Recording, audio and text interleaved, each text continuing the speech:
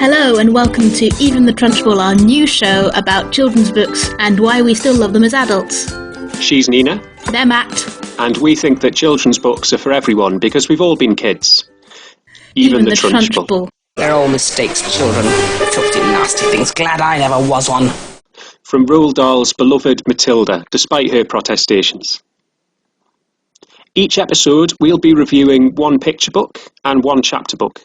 We're starting off with the books that we read as kids, but if you've got a book that you'd like us to review, especially if you are currently a kid, then please get in touch. You can email us on eventhethrunchbull@gmail.com or catch us on Twitter at TrunchbullPod. Just a note, as we're on the first episode, Trunchbull is one word. It's spelt Trunchbull.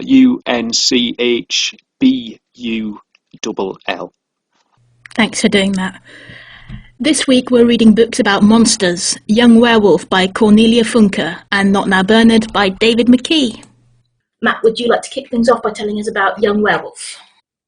Yeah, so Young Werewolf, which was one of Nina's suggestions, which I've got out of the library and read, is about a young boy called Matt, which is my name, and he has a friend called Lisa, and basically Matt gets bitten by a werewolf. They're on the way home from the cinema, and chaos ensues, and it's kind of an adventure in which they're trying to cure Matt from becoming a werewolf forever, and you know, they have run up against an evil biology teacher, enlist the help of a friendly history teacher, and so kind of that's the story on the face of it, and then within that is an analogy for puberty. Yeah, I wondered what you thought about that. I really like that. I really love that it starts, and it says they're right at that age where Lisa's a bit taller than Matt. Yeah. I love that. It's definitely a sort of a fairly universal, for the most part, a kind of universal experience, well told. It's that confusion of changing and becoming something else, and people's reactions to that being sort of a mixture of confusion and slight dismissal. Yeah. But yeah, I mean, it's Matt's story, I guess. So it's a story driven by a very, very male protagonist. But Lisa is kind of so dominant in that. Yeah, she is, yeah. I get the impression she's just a little bit more mature than him. Yeah. They're, they still think it's weird that boys and girls sit together, so we could think they're maybe 11, 12. And maybe the girls have started, shooting up a bit and the boys haven't. I think it says that Matt's 13. Oh, is he? Yeah. Which is, I think it's about right. Yeah. It's about right. It could any older than that and it wouldn't quite play, but... No, whenever I see that, they were best friends and the girl was a bit taller than the boy, I'm like, oh, so sweet. Right on the cusp. Yeah. But it's that more mature, it's that more knowing, there's that real feeling of Matt looking up to her. Yeah. Quite literally, I suppose. Yeah. And then I guess sort of by the end that sort of switches and there's kind of this sense that Matt's come into his own. Yeah. And is becoming more dominant and more masculine. And so it's completely packed with gender tropes, but I sort of didn't mind. Towards the end, I kind of felt like maybe I should mind, but it's just like I know that story. I know those feelings. I remember those feelings, and even as someone who doesn't, I was going to say doesn't particularly engage with gender. I suppose you might say engages with gender quite a lot, but kind of questioning the stereotypical responses to that.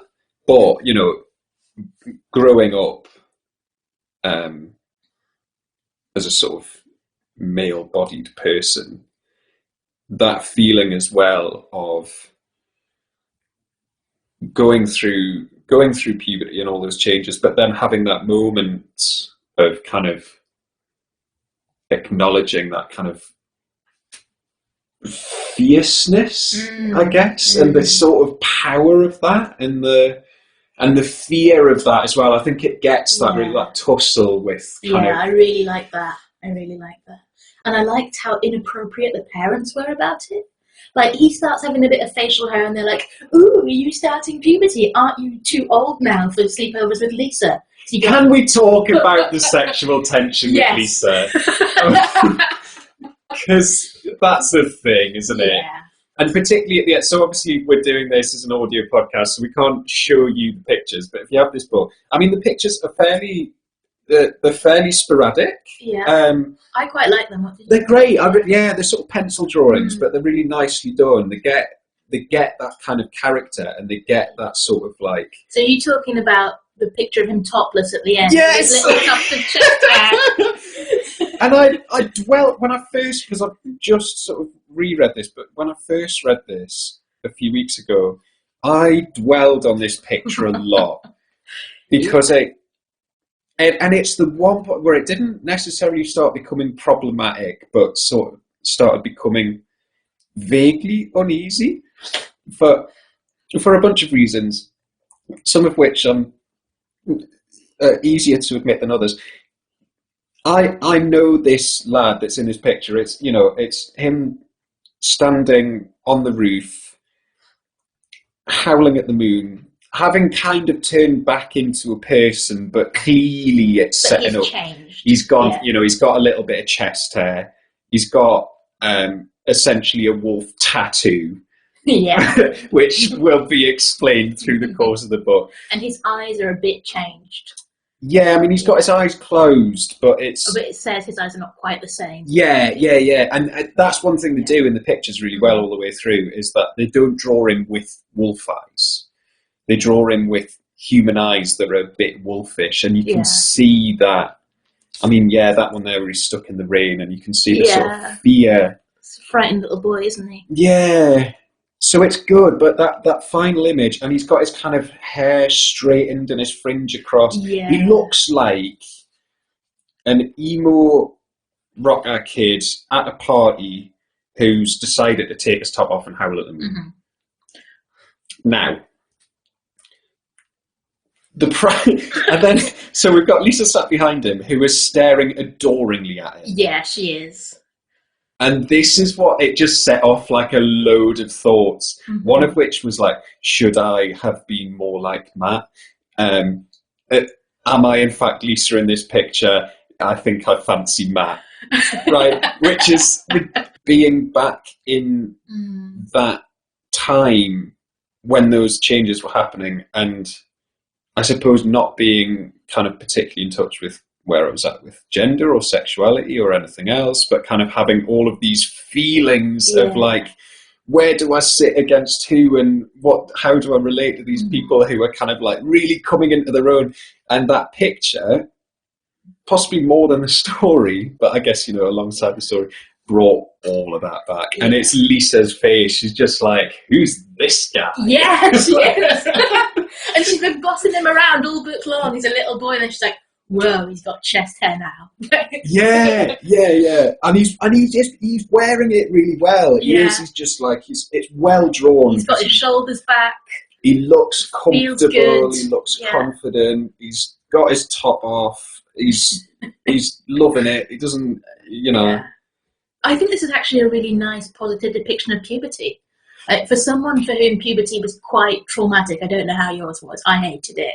This is quite nice. It's like your body's going to change. It's going to feel scary. You're going to have these feelings that feel so out of control and frightening, but actually it's quite good as well, and it can feel quite nice. Yeah, and then just that tinge of kind of things will change in terms of your relationships with other people, and it's kind of up to you what you do with that. Yeah. It feels like there's a hint of it at the end. And then the other love, I mean, are we doing spoilers? Or if you're going to read the book, I guess this is like a minor spoiler. It's the thing that happens towards it. Like the bit where he becomes wolf and he runs away, and they've tried to get this charm on him to protect him. And he's run away. And he like hunts a rabbit And yeah. Right? And he catches this baby rabbit, which kind of looks at him squealing and begging, and he lets it go. Yeah. And the next day, like, he's human really again. shaken up by it. He's really like, upset by it. Yeah. And Lisa's like, lol. She's like, how's that different from eating salami? Yeah, which is quite an interesting point. Mm-hmm. That is kind of worked in quite well, because I know we've talked before about, I suppose more specifically with the picture books, like kids' books kind of falling down a bit when they try to preach a political point. But that felt like it was done quite well. It was just, and again, was in character for Lisa as someone and it doesn't dismiss how Matt feels. No. But Matt was still really horrified by what he was capable of, and I think puberty can feel like that. You get really impulsive. Yeah. And then you're like, oh, what did I do? You know, and he didn't do it. I'm glad he didn't do it, because he would have upset himself. It would be a really different book. It would be if he'd ripped the baby rabbit's head off. And then, hang on. Let's see if I can find the bit, because I'm wondering how that would now read if it was like, here we go. The rabbit took fright and hopped away. It fled into the bushes, under the thorny branches and stinging nettles. Matt hunched down and followed it. His heart was racing. The nettles whipped his face and the thorns tore at his clothes, but his fear protected him. The rabbit was fast, but Matt was faster. With one last leap, he jumped on top of the small animal, grabbed its hind legs and bared his fangs. The rabbit squealed like a newborn baby. It stared at Matt, eyes wide with fear. And Matt let go. Right, now, imagine that if it was like... Matt ripped its head off. Yeah, so suddenly it becomes like a Stephen King kind of... Yeah, so I think the depiction of puberty is good. Mm-hmm. And I think that relation with, like, being... Because I very much get the sense where, like, Lisa is, like, his only friend. Yeah, I get that sense too. She clearly cares about Matt. She does care about Matt a lot. I'm really I guess in the same way of like following soap operas or something. I really want to know what happens with them, because I think he's not ready. I don't. Yeah, I reckon right that they'd start going out for like 2-3 weeks in about 6 months' time after this. And then they'd kind of like be like, nah, this is weird. And then they'd stay friends. That's what I'd like to happen. I'd like him to be like, well, maybe, because there's clearly feelings there, but it's that kind of like different kinds of love, like, right? And like, where's that kind of line between friendship and something more romantic? Well, it's so hard to tell when you're so full of hormones, right? That's it. I remember that as well, when those feelings started coming in, and like childhood friends who I'd grown up with, who were suddenly like a bit sexy. Yeah. And it was like, I don't know what to do with this. And you don't necessarily need to do anything with it. It's the thing. No, right? No. But it feels like you have to, right? Yeah. When we taught this, I have this feeling, I have to act on it. Yeah. Or, it's unrequited love, and that's terrible. Yeah. I do remember I had a childhood friend I grew up who was sort of like daughter of parents' friends. And yeah, like I fancied her for quite a while. And I remember when I was like 16 or something, was kind of back on the fringes of her friend group, because I knew one of her friends through like youth theatre thing. I remember at one point saying like, oh, by the way, such and such. Yeah. Basically told her that I used to fancy her. And she told this person this, and apparently the response was, oh, I always knew that. I wonder whether that's where Lisa would be at. Yeah. Until now, right? Because she's, Now she's like, oh, I don't know. He's changed. He's got a deeper voice. Yeah. And he's grown in confidence, hasn't he? Like, he uses the wolf to stand up to the bullies. Yeah. And that's, I think, finding some aggression in yourself when your hormones start pumping through you can be very scary. Yeah. It's also nice. Feel like you're stepping into your power a bit. Yeah. Like, oh, I've been kicked around all this time, but now I've got this wolf inside me, and I can tell you to leave me alone. And again, that felt like it kind of stayed on the right side of the line of it. It didn't feel like... Because it would be possible to read that as kind of promoting and glorifying some aggression. Of the some of the less palatable aspects of masculinity, of like, you know, like, oh, you're getting bullied, just shout at them and threaten to bite them in this case, I suppose, which would be weird in any other context. And that'll make all the, and then that leading on to, you know, off the back of that, your friend who's a girl being like, oh, my hero, right? And there's I guess there's a bit of that. It strays towards that, but he's not defending her; he's defending himself. Sure, and as you say, it feels like that finding inner power.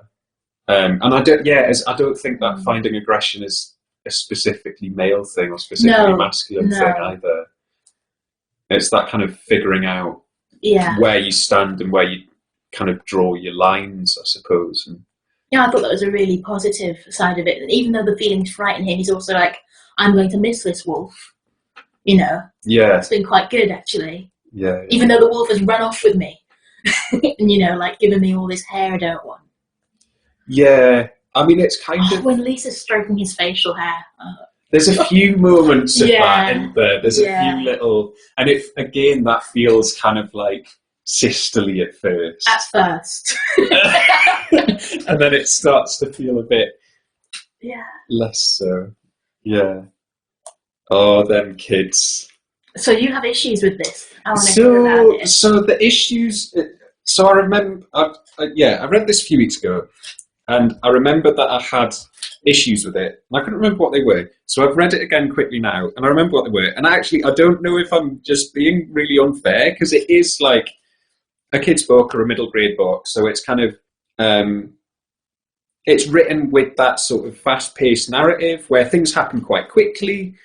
But, right, my issues with it are like narrative structural issues, which like, I don't know, I feel like I'm being like a real structure geek, like bringing this into stuff. But it's like stuff happens like straight away. Yeah. Like there is no kind of world setting. No. I mean, literally, like the first page is, it happened on a Sunday evening in October, a horrid evening. Matt and Lisa had gone to the cinema. When they stepped out on the street after the film, it was already dark. Matt didn't like the dark. If it was up to him, he would have banned the night a long time ago. The night and the moon and everything else that went with it. A cold, wet wind blew into Matt and Lisa's face. It whipped up the fallen leaves. People turned up their collars as they rushed home. Dogs growled at each other. And above them all, the moon hung milky white between the clouds.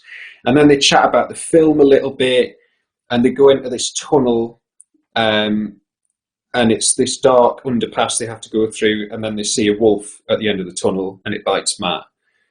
And that's the first chapter. And that's the first chapter. And it kind of makes sense that you would kind of start there and jump straight in. And actually reading that back, like there is kind of bits of quite deliberate foreshadowing. Like they're talking about animals, they're talking about the moon. And the dark. So it's, that's kind of part of what feels like it annoys us, because it feels like it's deliberately written with this foreshadowing. But in terms of the kind of structure of the story, stuff just comes out of nowhere. Like in the second half, like we have the bullies, and we have like the weird teacher who's taking pictures of it. The really weird teacher, the biology teacher who is like a werewolf fanatic, and I don't know, is like wants to be in the National Geographic or something. Like it doesn't say that, but that, you know, he's that and kind of like. And he's taking photos of this underage boy from his school on his phone. Yeah, but following him around as well. And very creepy. Yeah, it's very, very odd. And it's kind of like he's a bit of a sort of Snape character. Yeah. I mean, he's kind of quite 2D, I think, as a sort of like he's the baddie, he's the bad teacher. But so you've got him, and that it's mentioned at the beginning, and like, oh, and Matt also didn't like biology teachers, which is another story. ... Like we're going to pick that up. So it's that like here's a bit of foreshadowing. We'll come back to that. but there's no kind of like, I don't know, I almost want to read this where it's like we spend a bit of time with, I guess in a classic story structure sense, we know what the starting world is. We see him at school, we see him being bullied by these kids, we see him being kind of put down by a biology teacher, introduce the history teacher who then helps them.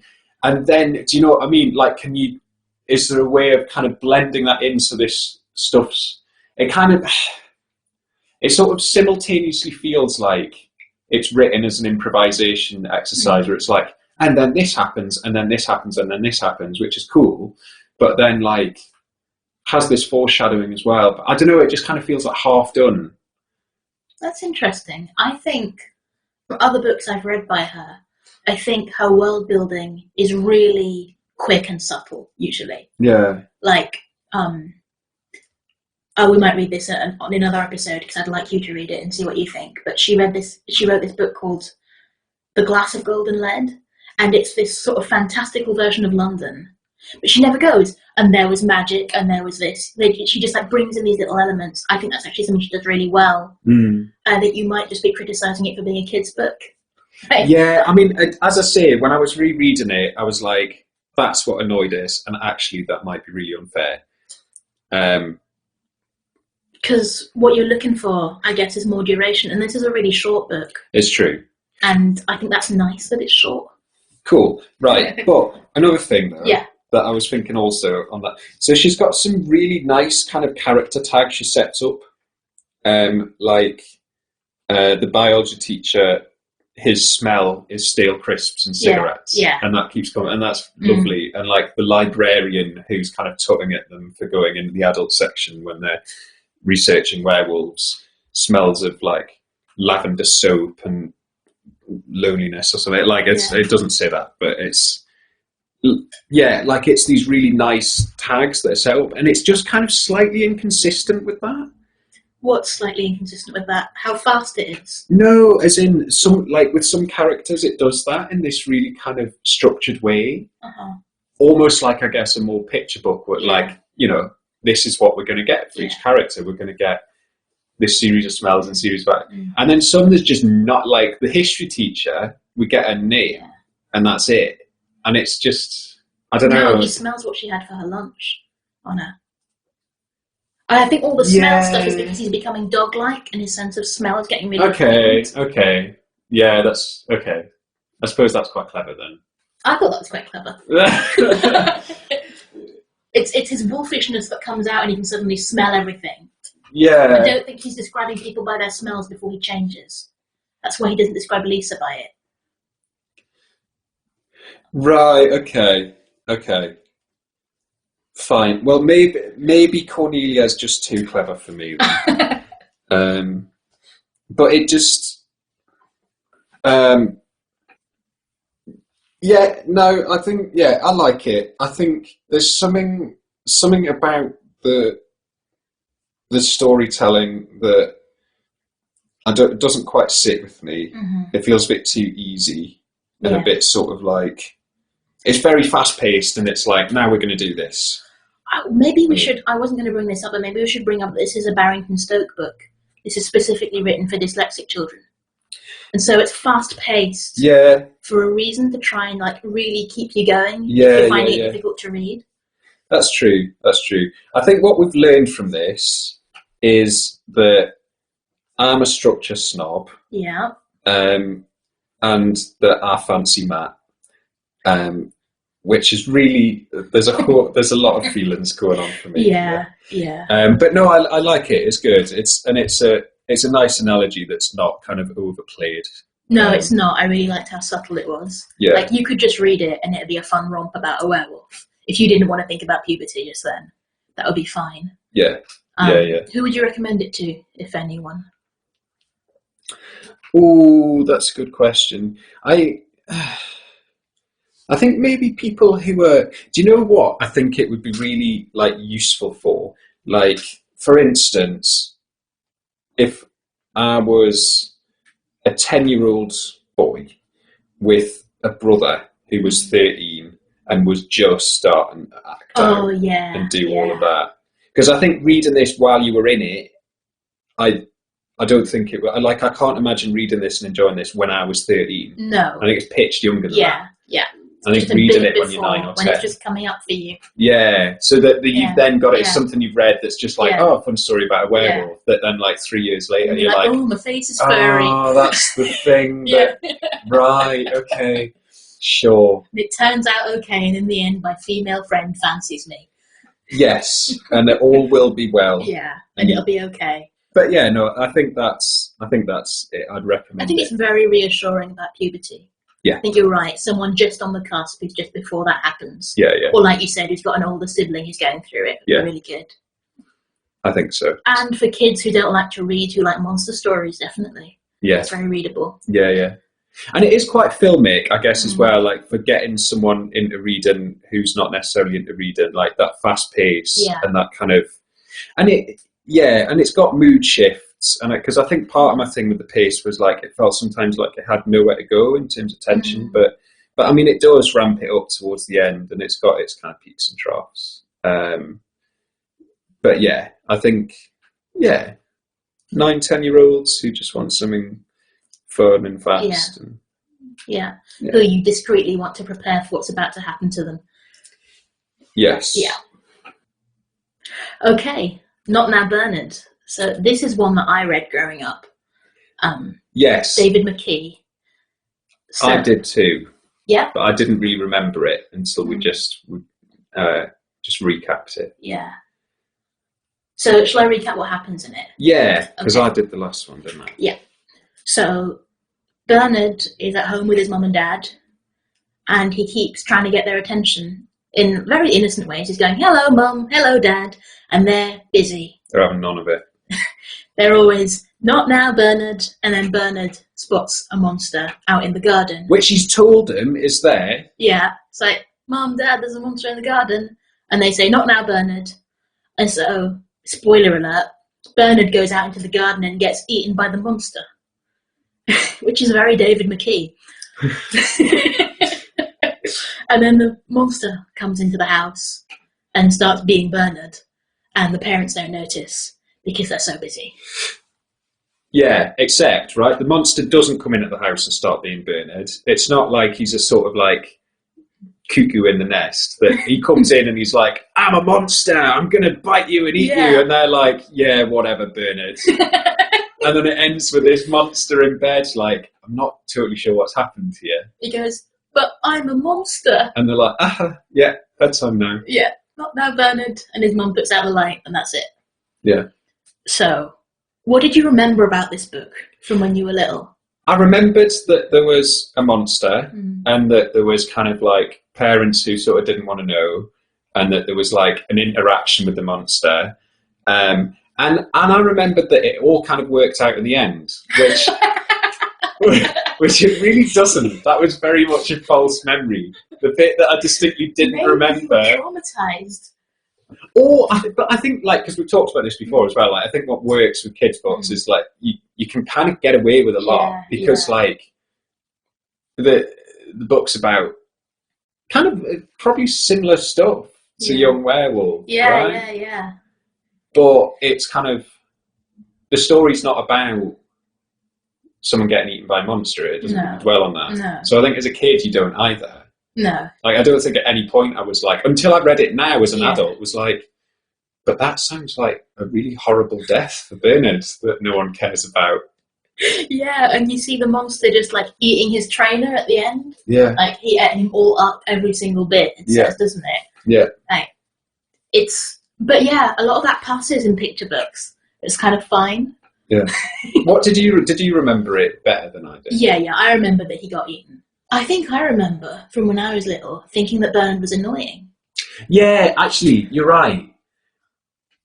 And but he's not. That's interesting, isn't it? Because he's getting that all from, like, the context of parents. Yeah. Bernard didn't deserve to be ignored. He wasn't. I mean, I don't really think that any child deserves to be ignored. But within, the moral universe of Not Now Bernard, Bernard's a really good kid. Yeah. I mean, it does beg the question, like, because what is Bernard like on a day-to-day? is Bernard actually a nightmare? Did the parents put that monster in the garden deliberately? I mean, I don't think so. No, I don't think so. Because if he was that kind of kid and he was being all nice, they'd be heaping praise on him. They'd be like, what nice manners, Bernard. Hello to you too. They wouldn't be ignoring him for being so nice. Yeah. I mean, what I think we're getting here is that the parents are missing the mark. Yeah. Regardless. So what's this saying to kids who are reading this? That you're right that it's not okay when your parent ignores you. You get annoyed when your mom doesn't respond and you go, Mom, Mom, and you're right. Yeah. I like that. Yeah. It's very validating of a kid who's trying to get attention. Yeah. Because, if they don't, the monster will come and eat you. Did you find it scary? I don't think I did. No, but I found it sad. It's never been a scary book. No. I'm trying to remember my emotional, texture of my emotional response to Not Now Bernard from being a kid. Because when you mentioned it as one to come up, and you said Not Now Bernard, it's almost like a taste response, like the association I had with Not Now Bernard, despite not really remembering any of it, was just vague distaste or dislike. Yeah. It was a bit like sort of cold porridge. And I didn't know why that was. And I think maybe it's because so the pictures, the drawings, the way they're drawn freaked me out a little bit. Yeah, I don't think I like the pictures when I was little either. I like them now. Yeah. And just, I didn't really like any of them. No, well, they're not likeable. No. I mean, the parents, obviously, because they're just neglectful. But Bernard, I was just a bit yeah, why don't we like Bernard? He's a bit wet. Is he? I think he is. I mean, we never know what Bernard's like. He's not. No, he's not a character in his own book. No, he's not. The monster is, and his mum and dad are. Yeah. He's just there to be eaten. Maybe that's what's kind of upsetting about it. Yeah. Because he is the title character, and he's monster food. He's just a blanket. He's nothing. Oh, I think that's a bit unfair. But I think I felt that way about him when I was little too. That I didn't really like him. Yeah. Should we talk about the illustrations then? Yeah. What did you think? Bernard and the monster kind of look the same, right? Yes, they do. Except that the monster's covered in purple hair. Yeah. But they've got the same stature, they don't. No one in this book has a neck. No. Everyone's just a head and shoulders that come out of about where their ears are, and they're sort of they're like the shape of a tunnel. Do you know what I mean? So it's like an arch, and then round at the top, and then square at the bottom. Yeah. Yeah, they are that shape, and also the monster has Bernard's eyes. Yeah. Yeah. Yeah. Then when it's the monster, he bites the dad's leg. And the dad does not look down from his newspaper. He's just don't do that. But he doesn't even say that. He's just not now. Yeah. As in what? Bite my leg later? And the monster's so nonplussed. You really feel for him because he's just I'm doing the monster thing. Yeah. And you're not giving me the monster response. Yeah, which is the same thing that Bernard was doing. I couldn't remember the parents' faces. I thought, before I got this out of the library to talk about it today, I thought that the illustrations cut off at the shoulders, which would have worked, I think, because it's child's eye point of view, and they really never look at him, do they? That's how they don't notice that he's been replaced by this monster. It's almost like their faces and their eye contact is irrelevant. It's a really cold book. It is, yeah. Why it felt like cold porridge to you. I think it's supposed to feel a bit distant and cold, and it does. And that point of view is distant and cold, isn't it? So what's the thing in that then? And I mean, I guess we're kind of straying back towards exactly what we want to avoid, is the idea that the kids' books should feel any compulsion to have a point. But I disagree. It's not that they shouldn't have a point. I think kids' books are inherently political. I just don't like them to be preachy. Happy for them to have lots of politics. Yeah. No, I've misphrased that, I guess. But yeah, so what's the what's the drive of this? Is it that detached thing? Is it just that, like, sometimes even, like, no matter how much you act up, you'll still get ignored? Oh my God. And then it's just sort of, I think that's what's weird about it, it's left as a sort of, like, almost feels like the invitation to the reader is like, what are you going to do about it? Yeah. Like, what does the monster do tomorrow? Because either he, like, carries on being like, no, I've eaten your son. Yeah. Right? I'm a monster. You're going to break everything you own. Or does he just be like, all right then. Okay, cool. Guess I'm a kid now. Yeah. Guess I drink milk before I go to bed and watch the telly. You people are weird. Yeah. You've kind of broken me and what I'm about. The adaptive child, that's what it is. Because children become adapted to their environments, and it's very unhealthy for them to do that. Yeah. That's it, isn't it? And then so it almost, that kind of like third person view almost becomes those like NSPCC adverts where it like, do you know what I mean? It puts you just slightly outside of it going, so this is going on. What are you going to do? Yeah. Geez, not how Bernard's got dark. It was always dark. It's really sad. Do we think it's appropriate for children? Because we both as adults really like it, but didn't like it when we were kids. It's true. I mean, I was about to, because I read it as a kid. I was like, I read it as a kid, it was fine, but I'm like, actually think, like, based on what I've just said as well, like, I read it as a kid and it left me with this sense of troubled unease that I didn't know what to do with. Yeah, I don't know. But Maybe I mean, it's just like fun for the adult to read to the child. Maybe it reminds the adult reading to the child to pay attention to them. Yeah, that's it. It's more, It's an invitation to the reader. It's more of a book for parents, isn't it? Yeah. Because it's funny, but it's also like, oh no, better pay attention to the kid. But in a way that's not shaming, even though it's shaming these parents, you know that a monster isn't really going to come and eat up your kid. But something will eat up your kid if you don't look at them. Yeah. Yeah, and it gives a license. It's like a model. Yeah. Of like, here's this thing that we're going to kind of require your parents to read out to you. It's almost like a contract agreement. Yeah. You know, like if you sort of like teach in a class and you say, here's the rules we're all going to agree on. We're all going to listen when other people are talking. It's like giving one of those to a parent going, here's something we're going to... expectations that your child has a right to have. Yeah. Like, here's your side of the deal. Yeah. You are going to look them in the face and notice if they become a purple fairy monster. Yeah, so do you know they're not a purple fairy monster right now? Better look down. Have you been looking closely enough? Do you know what's going on? Actually, no, I think that's right, because I think my mum really enjoyed reading this to us. And I think it's probably just like a funny prod to keep paying attention. Yeah, because actually his parents, I mean, are his parents terrible? They're not great, but they might just be having a bad day. Exactly. They are busy. They have got stuff to do. Yeah, so that's interesting. So it's a book for parents. Yeah. Maybe that's why it's weird having it read to you as a kid. Yeah. Maybe that's where the unease comes from. Maybe you like pick it up off the like... Maybe that's what the kid's noticing. Yeah. It's the parents' slight unease. Yeah. Guilt blows into the room a bit. Like, ooh. But I don't think it's traumatic either. Like, you're not going to harm the child by reading this to them. It's going to make them a little bit uncomfortable. That's the moral of the story. Yeah. Be nice to people, even your children. Okay, so that was episode 1 of Even the Trunchbull. Thanks for listening.